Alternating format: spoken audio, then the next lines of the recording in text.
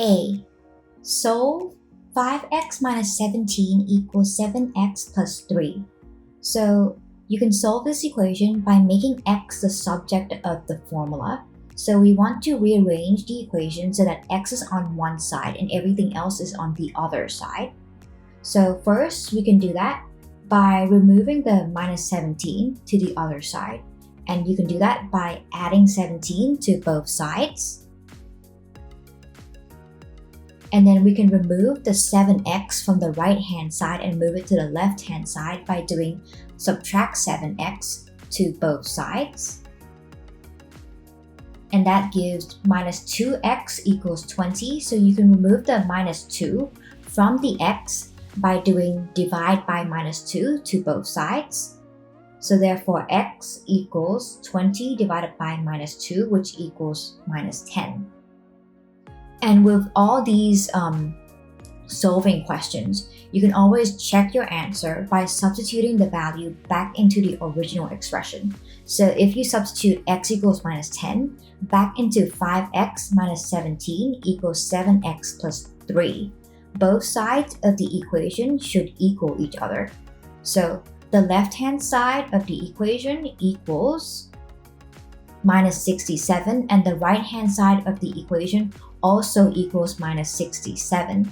So both sides are equal and therefore it makes sense. B. Find the integer values of n that satisfy this inequality. When we work with inequalities, we can treat it like an equal sign. So when you're rearranging inequalities, you can do the same to both sides of the inequality sign. However, with this one, we have two inequality signs. So whatever we do to one of them, we need to do to all three of them. So we have 4n in the middle. So we want to rearrange so that it's n on its own. And you can get rid of the 4 from the n by doing divide by 4. So you have to divide by 4 to all the terms. So you're left with minus 1.75 is less than n, and n is less than or equal to 2. If we draw this out on a number line, what it looks like is it goes from minus 1.75 all the way to 2, and it can equal 2, but then it cannot equal minus 1.75. And we want the integer values for n. So the integer values between that range is minus 1, 0, and 1.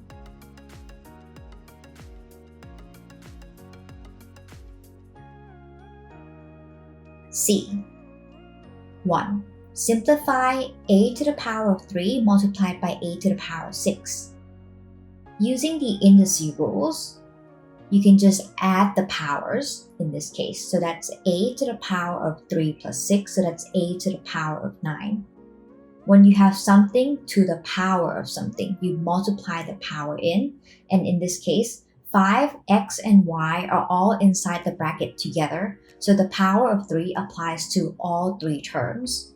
So 5 is just 5 to the power of 1, x is just x to the power of 1, and y to the power of 2 is y to the power of 2. So when we power it to the power of 3, it becomes 5 to the power of 1 minus 1, 5 to the power of 1 multiplied by 3, x to the power of 1 multiplied by 3, and y to the power of 2 multiplied by 3, and that becomes 125 x cubed y to the power of 6.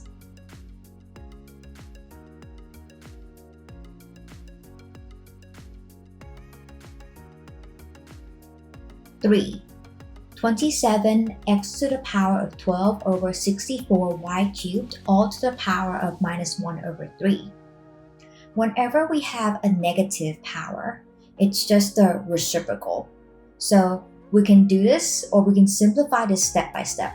First, we could remove the negative sign from the power by doing the reciprocal. So that turns it into 64 y to the power of 3 over 27 x to the power of 12 all to the power of 1 over 3. And then we can multiply the power of 1 over 3 into all the terms inside the bracket, and it turns into that. And to the power of 1 over 3 is just the cube root. So it turns into the cube root of 64 and y to the power of 1 over the cube root of 27 and x to the power of 4. Cube root of 64 is just 4 and cube root of 27 is just 3. Therefore, we have 4y over 3x to the power of 4. And with these simplifying questions, when you simplify, you're just rewriting the expression. The value of the expression is still the same. So you can check your answer by coming up with random values for the variables. So we have x and y in this case.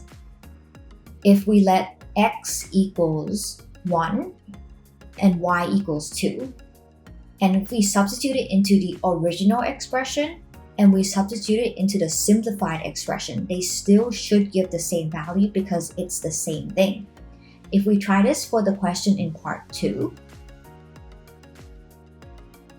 5xy to the power of 2 all to the power of 3 should equal 125x cubed y to the power of 6. If we substitute x equals 1 and y equals 2 into those two expressions,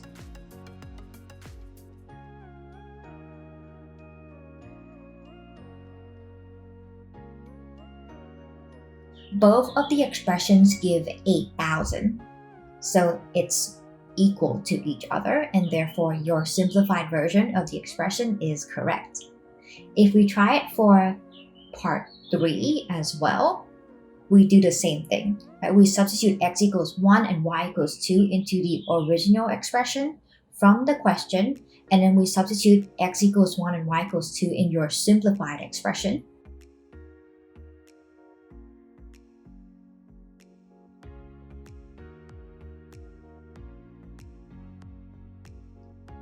Okay, and both of them give x over 3. Both of them give 8 over 3. And therefore the values are equal, so the expression is equivalent to each other, so your answer is correct.